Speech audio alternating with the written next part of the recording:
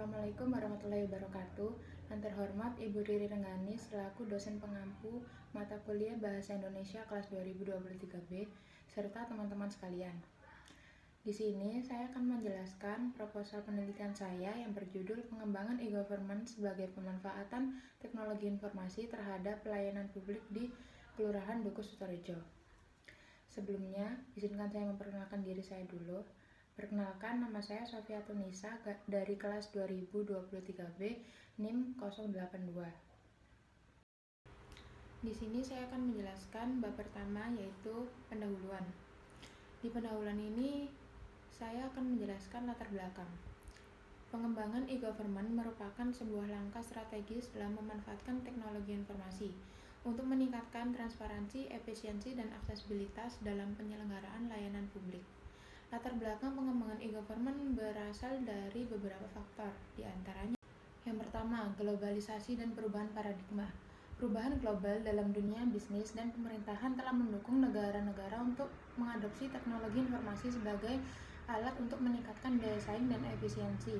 E-government menjadi bagian dari upaya menuju pemerintahan yang lebih efisien dan responsif. Yang kedua, tuntutan masyarakat akan pelayanan yang lebih luas. Masyarakat yang semakin modern mengharapkan layanan publik yang cepat, mudah, serta efisien dan mudah diakses. Dan e-government inilah yang solusi yang tepat dari tuntutan tersebut karena mengurangi birokrasi dan meningkatkan kecepatan respon terhadap kebutuhan masyarakat. Yang ketiga, kesiapan pemerintah dalam menghadapi tantangan global. Pengembangan e-government juga mencerminkan kesiapan suatu negara dalam menghadapi tantangan global, termasuk dalam peningkatan daya saing ekonomi dan keterlibatan masyarakat.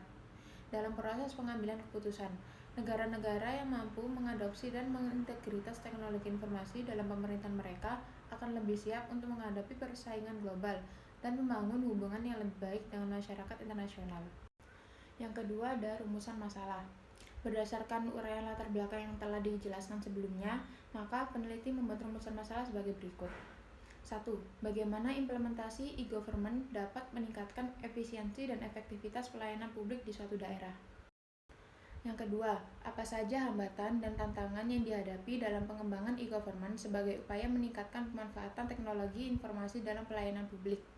Yang ketiga, bagaimana partisipasi masyarakat dalam pemanfaatan layanan e-government dan sejauh mana tingkat penerimaan dan kepercayaan masyarakat terhadap penggunaan teknologi informasi dalam interaksi dengan pemerintah. Yang ketiga ada tujuan penelitian. Berdasarkan rumusan masalah yang telah diuraikan, maka tujuan penelitian yang dilakukan ini adalah sebagai berikut. Yang pertama, mengetahui bagaimana implementasi e-government dapat meningkatkan efisiensi dan efektivitas pelayanan publik di suatu daerah. Yang kedua, mengetahui apa saja hambatan dan tantangan yang dihadapi dalam pengembangan e-government sebagai upaya meningkatkan pemanfaatan teknologi informasi dalam pelayanan publik. Yang ketiga, mengetahui bagaimana partisipasi masyarakat dalam pemanfaatan layanan e-government dan sejauh mana tingkat penerimaan dan kepercayaan masyarakat terhadap penggunaan teknologi informasi dalam interaksi dengan pemerintah. Yang keempat ada manfaat penelitian. Manfaat penelitian di sini yang pertama ada partisipasi masyarakat.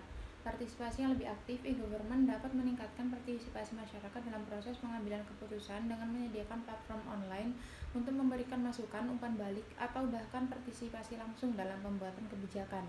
Yang kedua, peningkatan kualitas pelayanan. Pelayanan yang lebih cepat dan akurat, proses otomatisasi dan integrasi sistem dapat meningkatkan kecepatan dan akurasi dalam memberikan pelayanan kepada masyarakat. Ini dapat mencakup pelayanan seperti permohonan izin, pembayaran pajak, atau pelayanan kesehatan online. Yang ketiga ada kemudahan administrasi. Manajemen data yang efisien, e-government membantu dalam manajemen dan pemeliharaan data yang lebih efisien. Ini dapat memudahkan administrasi, monitoring, dan pelaporan bagi instansi pemerintah. Yang keempat ada keamanan informasi. Perlindungan data pribadi, penelitian dalam pengembangan e-government juga dapat memfokuskan pada keamanan informasi untuk melindungi data pribadi warga. Yang kelima ada batasan istilah.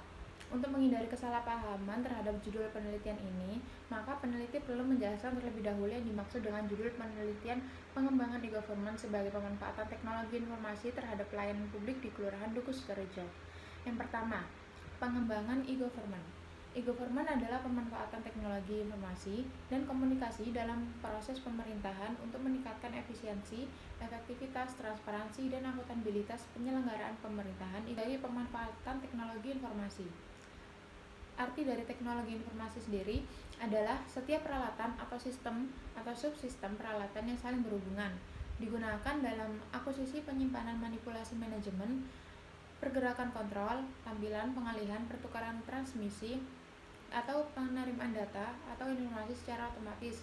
Istilah TI ini mencakup beberapa hal, antara lain komputer, peralatan tambahan, perangkat lunak, firmware, dan prosedur serupa, layanan termasuk layanan pendukung, serta sumber daya terkait. Lalu bab 2 di kajian pustaka.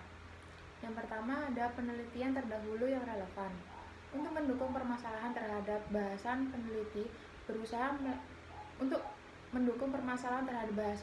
peneliti berusaha melacak berbagai penelitian terdahulu yang masih relevan terhadap masalah yang menjadi objek penelitian saat ini. Selain itu, menjadi syarat untuk plagiarisme atau mencontek secara utuh hasil karya orang lain. Oleh karena itu, untuk memenuhi kode etik dalam penelitian ilmiah, maka sangat diperlukan eksplorasi terhadap penelitian-penelitian terdahulu yang relevan. Tujuannya adalah untuk menegaskan penelitian.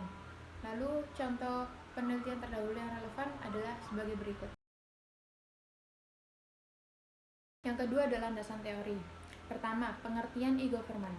Menurut Bank Dunia Samudra Wibawa 2009, e-government adalah penggunaan teknologi informasi oleh instansi pemerintah seperti Wide Area Networks atau WAN, internet, mobile computing yang dapat digunakan untuk membangun hubungan dengan masyarakat, dunia usaha, dan instansi pemerintahan lainnya. Lalu, pengertian perkembangan e-government. Pengembangan e-government berdasarkan Inpres nomor 3 tahun 2003 adalah upaya untuk mengembangkan penyelenggaraan kepemerintahan yang berbasis menggunakan elektronik dalam rangka meningkatkan kualitas layanan publik secara efektif dan efisien. Lalu ada pengertian teknologi informasi.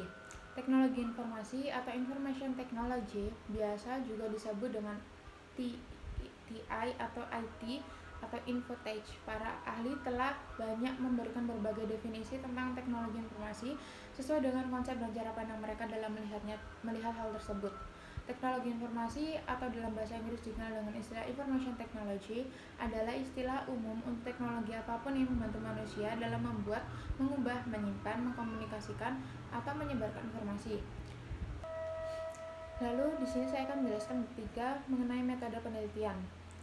Yang pertama, jenis penelitian. Jenis penelitian yang digunakan dalam penelitian ini adalah menggunakan penelitian kualitatif dengan metode deskriptif dan pendekatan induktif, yaitu memberikan gambaran mengenai suatu permasalahan atau kasus yang didasari oleh fakta yang ada dengan berpedoman fakta yang bersifat khusus. Setelah itu menjawab permasalahannya, kemudian ditarik kesimpulan secara umum. Metode penelitian kualitatif adalah pendekatan penelitian yang digunakan untuk memahami fenomena sosial dalam konteks alamiahnya. Lalu ada pendekatan penelitian. Pendekatan penelitian ini menggunakan pendekatan penelitian deskriptif, yaitu suatu metode penelitian yang memperlihatkan karakteristik populasi atau fenomena yang tengah diteliti. Hingga akhirnya, metode penelitian ini utamanya fokus pada menjelaskan objek penelitian dan menjawab peristiwa atau fenomena apa yang terjadi. Metode ini berbeda dengan metode lain yang cenderung lebih fokus kepada pembahasan. Lalu selanjutnya ada sumber data dan data penelitian. Yang pertama, data primer. Data primer adalah jenis dan sumber data penelitian yang diperoleh secara langsung dari sumber pertama, tidak melalui perantara, baik individu maupun kelompok. Jadi, data yang didapatkan secara langsung, data primer secara khusus dilakukan untuk menjawab pertanyaan penelitian. Penulis mengumpulkan data primer dengan metode survei. Yang kedua, ada data sekunder. Data sekunder merupakan sumber data suatu penelitian yang diperoleh peneliti secara tidak langsung melalui media perantara, diperoleh atau dicatat oleh pihak lain. Data sekunder itu berupa bukti, catatan, atau laporan historis yang telah tersusun dalam arsip atau data dokumenter. Ini saya menggunakan dua metode, yaitu yang pertama adalah wawancara. Wawancara digunakan sebagai teknik pengumpulan data apabila peneliti ingin melakukan studi pendahuluan untuk menemukan permasalahan yang harus diteliti. Lalu yang kedua, saya menggunakan teknik pengumpulan data, yaitu observasi. Lalu ada teknik analisis data. Teknik analisis data ini adalah upaya yang dilakukan dengan jalan bekerja dengan data, mengorganisasikan data, memilahnya menjadi satu yang dapat dikelola.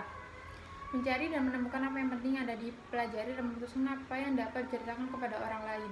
Teknik analisis data menggunakan connect cells of statement, reflection, the keying of conduction of study. Pada tahap ini dapat dikerjakan dan dimanfaatkan sedemikian rupa sampai berhasil menyimpulkan kebenaran-kebenaran yang dapat dipakai untuk menjawab pertanyaan atau persoalan yang diajukan dalam penelitian. Adapun metode yang digunakan untuk mengelola data kualitatif adalah menggunakan metode induktif.